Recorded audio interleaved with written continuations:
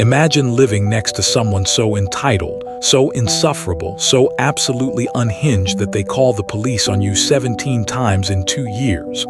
Not for actual crimes, not for legitimate disturbances, but for things like parking your car in your own driveway, having friends over for a quiet dinner, mowing your lawn on a Saturday morning, existing in your own home. That was my life for 2 years, living next to the neighbor from hell. A woman so stereotypically Karen that her actual name was Karen. I'm not even joking. For 2 years I tried to be patient, tried to be understanding, tried to be the bigger person. But when she crossed a line that almost killed my dog, my innocent dog who'd never hurt anyone, I decided enough was enough.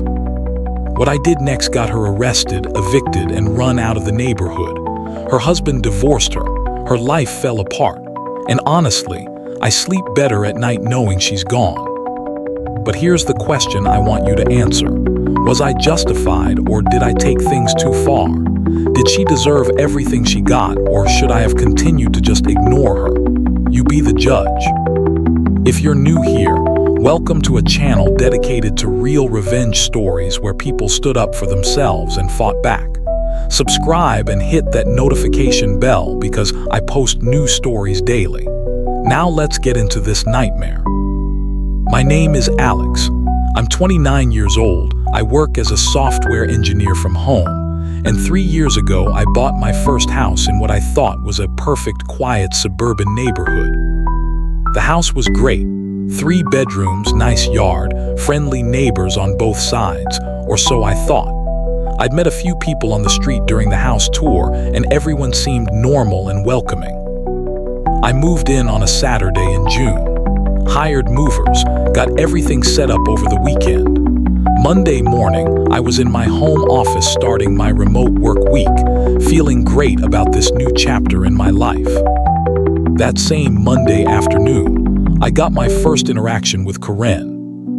I was taking a break, sitting on my front porch with a coffee, when this woman came storming across her yard toward my property.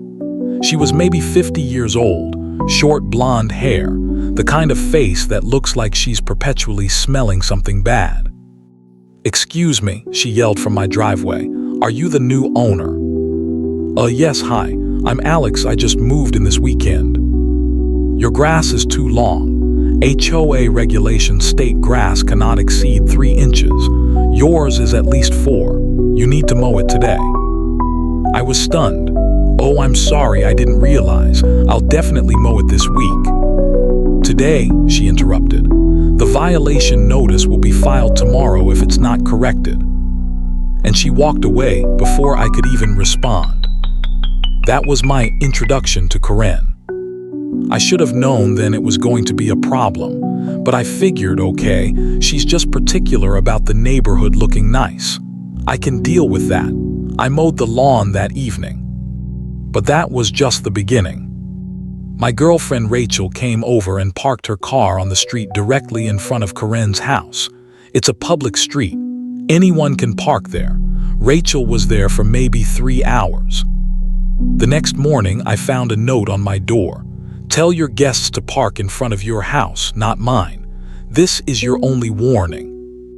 It wasn't signed, but I knew exactly who it was from. I had some friends over for a small barbecue, just 6 people total. Music was playing, but not loud. You couldn't hear it from inside my house with the windows closed. We were grilling burgers, having drinks, laughing. Normal Saturday afternoon stuff.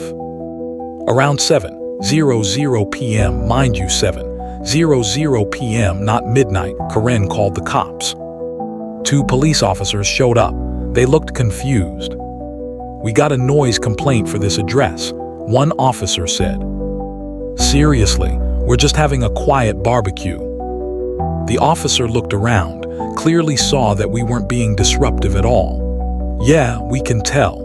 Do us a favor and just keep it down, okay?" They left. My friends were embarrassed and left shortly after. The vibe was ruined. I decided to paint my fence. It's my fence on my property. It was this ugly brown color and I wanted to paint it a nice dark gray. Bought the paint, spent a whole Saturday doing it, looked great when I was done. Monday morning, HOA violation notice in my mailbox. Fence color not pre-approved. Must be returned to original color or a pre-approved shade. I went to the HOA meeting that month and contested it. Showed them paint swatches, explained that dark gray is a neutral color, and argued it actually looked better and increased property values. The board agreed with me and overturned the violation. But Karen was at that meeting. She stood up and argued for 10 minutes about how my fence was an eyesore and ruining the aesthetic of the neighborhood. She was voted down. The look she gave me when I left that meeting told me this was going to escalate. For the next year and a half, Karen made my life hell, and I'm not exaggerating. Here's a partial list of things she called the cops for. My car being parked in my own driveway. She said it was too close to the property line. My dog barking at a squirrel, one bark, literally one. Me getting a package delivered, and the UPS truck blocking her view for 3 minutes. Having people over for a quiet dinner party at 6 p.m. on a Friday. My lawn mower being too loud at 10 a.m. on a Saturday. My outdoor Christmas lights being offensive because I put up blue and white instead of just white. My girlfriend leaving her car overnight in my driveway. Yes, my own driveway. Me washing my car in my driveway on a Sunday afternoon. Having a repair truck parked in front of my house while they fixed my AC. My dog being in my fenced backyard unsupervised. He wasn't. I was literally watching him through the window. And that's not even all of it. 17 times in 2 years, the cops were called to my address because of Karen. The police started recognizing my address. They'd show up, apologize, and leave. I could tell they were annoyed with her, but they had to respond to every call. I filed counter complaints with the HOA. I documented everything. I even tried to talk to Karen directly multiple times, asking what I could do to be a better neighbor. She refused to even acknowledge me, would literally turn and walk back into her house if she saw me outside. But then she did something that I cannot and will not forgive, something that crossed a line from annoying to criminal. I have a dog. His name is Max. He's a golden retriever, 4 years old, the sweetest, gentlest dog you'll ever meet. Loves everyone, wouldn't hurt a fly. He's basically a therapy dog. Whenever I'm stressed or sad, Max is there. He's my best friend. Max stays in my fenced backyard during the day when I'm working. The fence is 6 feet tall, secure, and he's never gotten out. He has a dog house, water, toys, and he's perfectly happy out there. One Friday afternoon in early April, I let Max out around 2 p.m. like usual. I was on a video call for work, and I could see Max through my office window lying in the grass, chewing a toy. About 30 minutes later, I heard him barking. This wasn't his normal bark. This was distressed, panicked barking. I immediately ended my call and ran outside. Max was at the fence line that borders Karen's property, barking frantically, and there was something in the grass. I ran over and saw it, a piece of meat, looked like steak. But Max hadn't eaten it. He was barking at it like he knew something was wrong. I grabbed Max and brought him inside immediately, then went back to look at the meat. I picked it up with a paper towel and my stomach dropped. There were small blue-green pellets embedded in the meat. I'd seen them before. Rat poison. Someone had laced meat with rat poison and thrown it. Into my yard, hoping Max would eat it. I immediately called the police. This time, I wasn't the one being complained about. I was filing a report for attempted animal cruelty. 2 officers came out. I showed them the meat, explained the situation, told them about my ongoing issues with Karen. They took the meat as evidence and said they'd investigate. But here's the thing, I had no proof it was Karen. Yeah, it was obvious to me, but obvious doesn't hold up in court. The officers said unless I had video evidence, there wasn't much they could do. That's when I made a decision. I was going to catch her. I went to Home Depot that same day and bought 4 security cameras, high-quality ones with night vision and motion detection. I installed them that evening, one covering my front yard, one on my driveway, one on my back patio facing the fence line, and one covering the side of my house. I also took Max to the emergency vet to make absolutely sure he hadn't ingested any poison. The vet examined him, ran blood work, and confirmed he was fine. The bill was $850. I kept the receipt. Then I waited.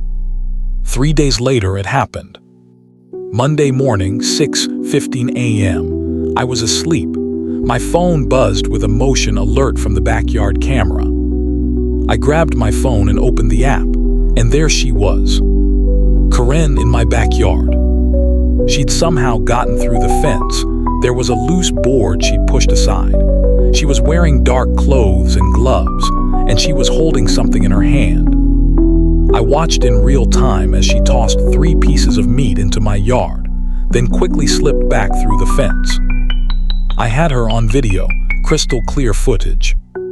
I immediately downloaded the video to 3 different places: my phone, my laptop, and cloud storage. Then I called the police. 911, what's your emergency? This is Alex Morrison at 428 Maple Street. I just caught my neighbor on camera trespassing on my property and leaving what I believe is poisoned meat in my yard to kill my dog. This is the 2nd time she's done this. I have video evidence. The dispatcher took my information and said officers were on their way. 20 minutes later, 2 police cars pulled up. One of the officers I recognized, Officer Martinez, who'd been to my house at least 5 times because of Karen's complaints. Mr. Morrison, you said you have video evidence. I showed them the footage on my phone. Both officers watched in silence. That's definitely trespassing and attempted animal cruelty, Officer Martinez said. We need to see the meat she threw over. I'd already collected it using gloves and put it in a plastic bag. Showed it to them, same blue-green pellets as before. We're going to go speak with your neighbor now, the other officer said. We'll need you to send us that video footage for our report. I watched from my window as they walked over to Karen's house and knocked. Karen answered in her robe, looking annoyed. I couldn't hear what was said, but I saw her face change from annoyed to shocked to angry. She started yelling, pointing at my house. The officers remained calm, and after about 10 minutes of back and forth, I saw them put handcuffs on her. They were arresting her. Karen was screaming as they walked her to the patrol car. Her husband came running out in his pajamas, looking completely confused. The officers talked to him briefly, then put Karen in the back of the car and drove away. Officer Martinez came back to my house afterward. We arrested her for criminal trespassing and attempted animal cruelty. The evidence is pretty clear. She'll be booked, and there'll be a court date set. We'll need your full statement and that video for the prosecutor. Absolutely, whatever you need. Between you and me, Officer Martinez said quietly, we've been dealing with her complaints for years. Not just about you, she's called us on at least 4 other neighbors. This was a long time coming. After Karen was arrested, things moved quickly. The police did a full investigation. They searched Karen's property with a warrant and found a half-empty container of rat poison in her garage, a package of steaks in her freezer that matched the meat I'd found, a journal where she'd been documenting everything about me and other neighbors. Seriously, this woman had pages of notes about what time I left my house, who visited me, what I was wearing. It was psychotic. Her husband was apparently completely shocked. He worked long hours as a regional manager for some company and was rarely home. He had no idea how obsessed Karen had become with the neighborhood. The prosecutor charged Karen with criminal trespassing, Class A misdemeanor, attempted animal cruelty, Class A misdemeanor, stalking based on that journal. Her court date was set for 6 weeks later. But I wasn't done, not even close. During the investigation, I'd started thinking about Corinne's situation. She and her husband were renting their house. They didn't own it. I'd found that out through public property records. If they were renters, that meant they had a landlord. And landlords don't like tenants who bring legal trouble and police attention to their properties. I did some digging and found out who owned the house, a property management company called Greenfield Properties. They owned about 20 rental homes in our area. I called them and asked to speak with a manager. "Hi, my name is Alex Morrison. I live at 428 Maple Street, next door to one of your rental properties at 432 Maple Street. I'm calling because your tenant was just arrested for criminal activity directed at me and my property, and I thought you should be aware of the situation." The property manager, a woman named Susan, sounded immediately concerned. "I wasn't aware of any arrest. Can you tell me what happened?" I explained everything. The 2 years of harassment, the 17 police calls, and finally the attempted poisoning of my dog and her arrest. "I also want you to know that I've filed a civil lawsuit against your tenant for the vet bills, emotional distress, and the cost of security cameras I had to install. I'm not suing your company, but I thought you should know what kind of tenant you have." "Can you send me documentation of all this?" Susan asked. "Police reports, court dates, anything you have." "Absolutely." I sent her everything. Police reports, the video footage, photos of the poisoned meat, my vet bills, even screenshots of the HOA complaints Corinne had filed against me. But then I decided to dig even deeper. If I was going to do this, I was going to do it thoroughly. I started talking to other neighbors, asking if they'd had problems with Corinne. Turns out, I wasn't the only victim. Corinne had called the cops on Mrs. Patterson 3 times for excessive noise.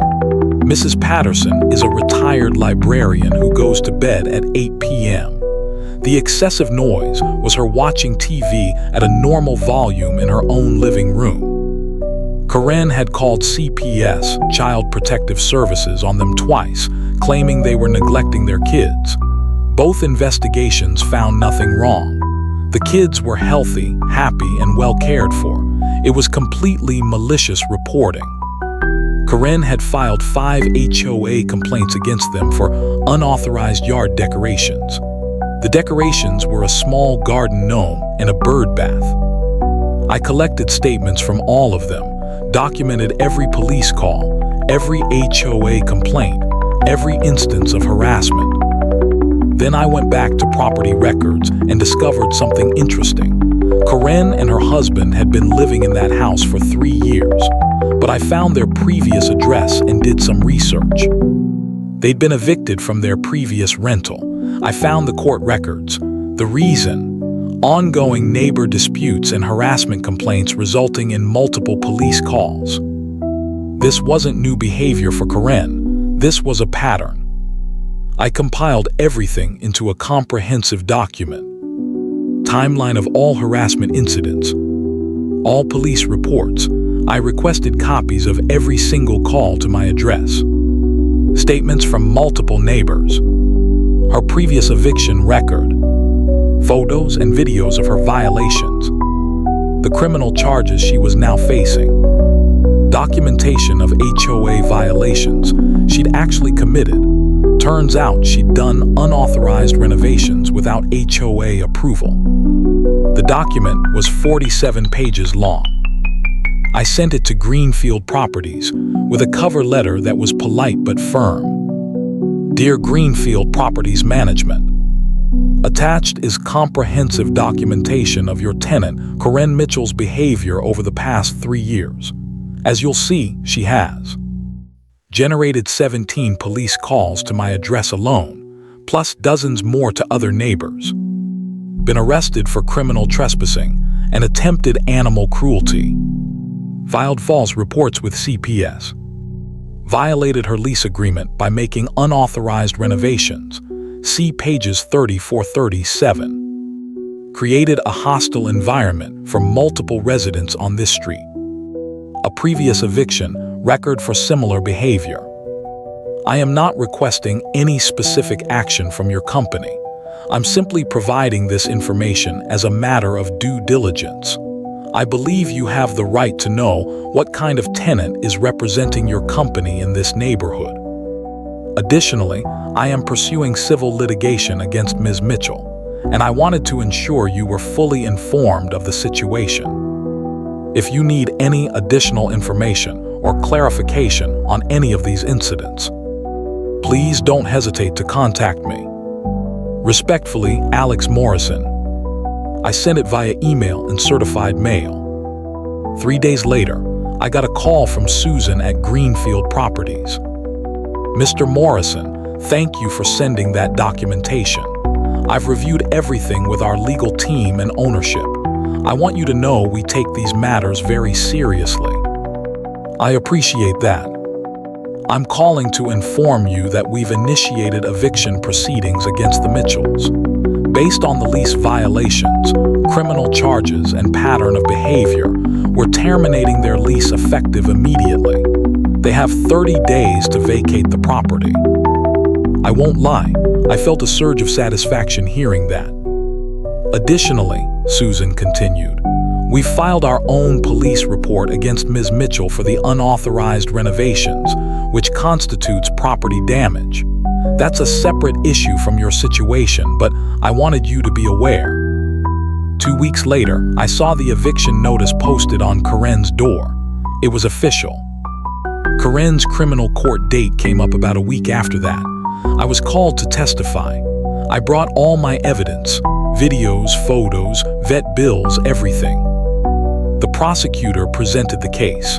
Video evidence of Corinne trespassing on my property, throwing poisoned meat, the rat poison found in her home, her journal documenting her obsession with me and other neighbors. Corinne's lawyer tried to argue that she was just trying to deal with a nuisance dog and didn't intend to actually kill Max. The prosecutor shut that down immediately. You don't use rat poison on accident. The judge was not sympathetic.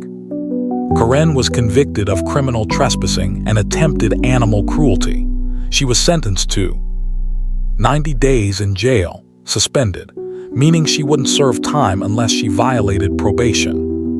2 years probation, $5,000 fine, mandatory anger management classes, restraining order preventing her from coming within 500 feet of me or my property, restitution to me for vet bills and security camera costs, $2,100. She also had to do 200 hours of community service. Her face in that courtroom when the sentence was read was something I'll never forget. She looked like she couldn't believe this was happening to her, like she was the victim. I also filed a civil lawsuit against Corinne for emotional distress, harassment, and the cost of dealing with her for 2 years. My lawyer was confident. With the criminal conviction, the documented pattern of harassment, and all the evidence, it was a strong case. Corinne couldn't afford a good lawyer for the civil case. Between the criminal defense, the eviction, and her own financial situation, she was tapped out. We settled out of court. She agreed to pay me $15,000 over 2 years. Not a fortune, but enough to compensate for what I dealt with. Here's where it gets even messier. About 3 weeks after the criminal conviction, I saw a moving truck outside Corinne's house. But only Corinne was moving, not her husband. I later found out through neighborhood gossip that her husband, Dan, had filed for divorce. Apparently, he'd had no idea how bad Corinne's behavior had gotten. He was horrified by the arrest, the conviction, the eviction. He felt like he'd been married to a stranger. Dan moved to an apartment across town. Corinne moved in with her sister 2 hours away. The divorce was finalized within 6 months. Dan got the case heard quickly because there were no kids, no shared property they'd been renting, and Corinne didn't contest it. Apparently, Dan told mutual acquaintances that he'd been embarrassed and humiliated by Karen's behavior, and that the arrest was the final straw in a marriage that had been deteriorating for years. So where is everyone now, about 8 months after Karen was arrested? Last I heard, Karen is living with her sister in a small town about 2 hours from here. She's working part-time at a grocery store. She's still making restitution payments to me. I get a check every month. Her criminal record makes it hard for her to find good employment. Background checks show the animal cruelty conviction, and most places don't want to hire someone with that on their record. She's also dealing with the terms of her probation, anger management classes, community service, and regular check-ins with a probation officer. I checked her social media once. I know, I probably shouldn't have. She'd posted something vague about being persecuted for standing up for neighborhood standards and cancel culture ruining innocent people's lives. The comments were not sympathetic. People who knew the real story called her out. She ended up deleting the post. Dan still lives in the area. I've run into him a few times at the grocery store. It's not awkward. He's actually apologized to me twice for not realizing what was going on. I worked so much, I had no idea she was doing this stuff, he told me. I'm really sorry you had to deal with that. He seems happier now, dating someone new from what I've heard, living his life without the chaos Karen brought. Max is doing great. He's happy, healthy, and completely oblivious to the drama he was at the center of. Still the same sweet, goofy golden retriever. The new neighbors who moved into Karen's old house are fantastic. Young couple, mid-30s with a dog of their own. Max and their dog are best friends now. We all get along great. The neighborhood is peaceful again. The constant tension that Karen created is gone. People are friendlier, more relaxed. I still have the security cameras up, not because I need them, but because they give me peace of mind. And honestly, they're useful for other things like package deliveries and general home security. I never thought I'd say this, but the whole experience made me appreciate my home even more. I fought for my right to live peacefully in my own house, and I won. So now I want to hear from you. After hearing this entire story, what's your verdict? Was I justified in going after Karen's housing, her finances, and essentially her entire life? Or should I have stopped after the criminal conviction? Here are some specific questions I want your opinion on. 1. Was I right to contact her landlord and provide all that documentation? Some might say I was interfering in her housing situation. 2. Should I have pursued the civil lawsuit on top of the criminal case? She was already facing jail time, fines, and probation. Was the extra $15,000 necessary? 3. Was I wrong to collect statements from other neighbors? Or was that fair game since it showed a pattern of behavior? 4. Did Karen deserve to lose her marriage over this? Yes, I didn't cause the divorce directly, but my actions set the chain of events in motion. I want honest answers. If you think I went too far, tell me. If you think I was completely justified, tell me that too. Comment your judgment. Justified if you think Karen got exactly what she deserved too far. If you think I went overboard, mixed. If you think some actions were okay, but others weren't, and explain which. And if you've ever dealt with a nightmare neighbor, tell me your story in the comments. How did you handle it? Did you fight back or try to keep the peace? I read every single comment. Before you go, please subscribe to this channel if you haven't already. I share real revenge stories like this one every single day. Hit that like button if you enjoyed this story, and turn on notifications so you never miss an upload. Tomorrow's video is absolutely wild. It's about a coworker who tried to frame me for stealing company funds, and how I turned the tables and got HIM arrested for embezzlement. That story has more twists than you can imagine.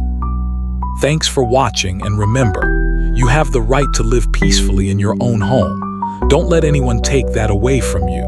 Sometimes standing up for yourself means fighting back hard, and sometimes that's exactly what people deserve.